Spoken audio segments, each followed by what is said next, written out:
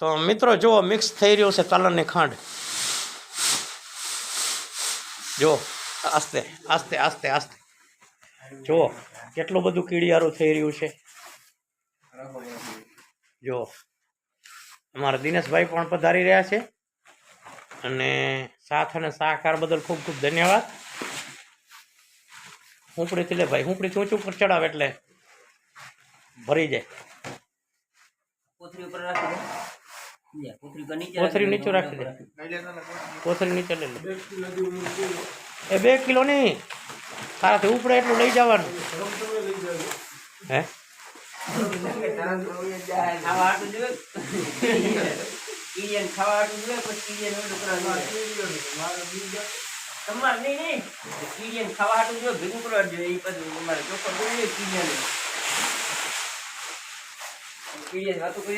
મિત્રો જોઈ રહ્યા છો તમે, કીડિયારું બની રહ્યું છે.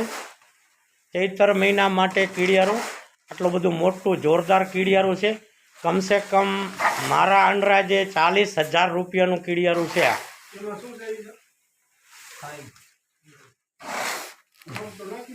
નાખી નાખી એવા પાંચ કટા છે બધા થઈને. ના, ખાંડના 4 કટા છે, 4 કટા તલના છે, 50 કિલોના. અને નારિયેળના 2 કોથરા તો ભરી નાખ્યા હતા આપણે, અને એનું વિતરણ પણ કરી નાખ્યું છે. અને હજી અમુક ટકા બાકી છે, તો એક દિવસ બધું આયોજન કરીશું. તલ ને ખાંડ 2 મિક્સ કરી અને પાછી થેલીઓ ભરી નાખવાની છે.